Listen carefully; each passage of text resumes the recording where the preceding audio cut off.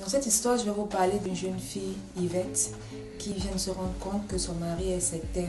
Et donc, on lui demande de faire un sacrifice. Et vu qu'elle a découvert son secret, il lui dit que la décision dépend d'elle. Elle doit choisir entre elle et leur bébé. Donc, la suite après le générique.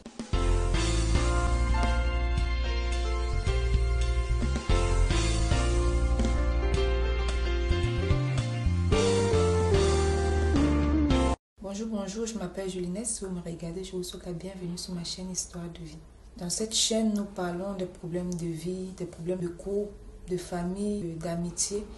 Nous aidons les personnes concernées à trouver des solutions à leurs problèmes à travers des conseils, des expériences. Et si vous avez déjà vécu ces expériences-là, si vous êtes déjà passé par là, n'hésitez surtout pas à commenter. C'est dans les commentaires que la personne trouvera des solutions à ses problèmes. Dans cette vidéo, je vais vous parler de l'histoire d'Yvette, une jeune fille de 36 ans qui est mariée depuis environ 3 ans avec Jules et qui a un enfant d'environ 2 ans. Yvette est une jeune chrétienne qui prie vraiment beaucoup et elle s'est rencontrée avec son mari il y a plus de 6 ans quand elle était qu'une étudiante et lui gérait la quincaillerie du quartier. Quelques temps après, il a fini par ouvrir lui-même sa propre quincaillerie et 2 ans plus tard, il avait déjà plus de 5 quincailleries dans la ville.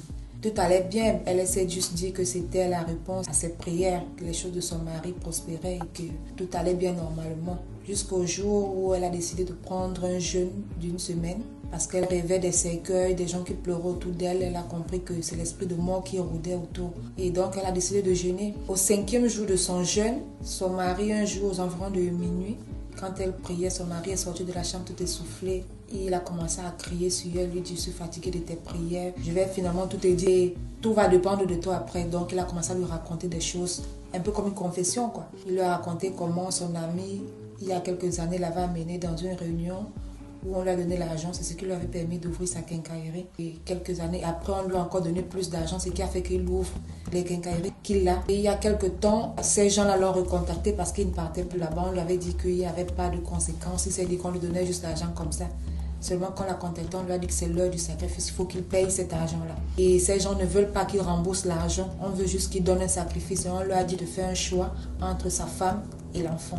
Donc depuis, il ne sait pas quoi faire, il n'arrive pas à prendre une décision, mais il va déjà dans leur réunion, il mange ce qu'il mange apparemment. Il dit que c'est la chair, mais il ne sait pas de quelle chair il s'agit, mais forcément la chair humaine, des trucs qu'on lui fait boire et tout. Donc il voit déjà des choses, il sort déjà la nuit. Donc il est déjà impliqué, il fait déjà partie de la secte. Et donc on a demandé de faire un sacrifice. Et vu qu'elle sait déjà tout, maintenant ça dépend d'elle parce que lui ne savait pas qui choisir, mais lui laisse cette responsabilité de choisir entre l'enfant et elle. Donc elle est perdue, elle ne sait pas quoi faire. Il lui a dit que si tu trahis, si tu dis à quelqu'un, si tu décides de partir, le choix sera toujours fait. Si même tu décides de fuir, si tu décides de dire à quelqu'un, quoi qu'il arrive, le choix sera fait. Donc il lui demande de rester juste tranquille, d'accepter qu'il donne l'enfant.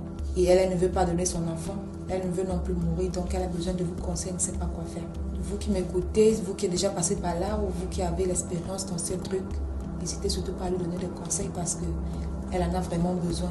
Et c'est dans les commentaires qu'elle trouvera sûrement la solution à ce problème. Et voilà, nous arrivons à la fin de la vidéo. Donc si vous avez aimé l'histoire, si l'histoire vous a touché, n'hésitez pas à commenter, de liker, à partager pour agrandir la communauté, pour plus de conseils. À la prochaine pour une autre histoire.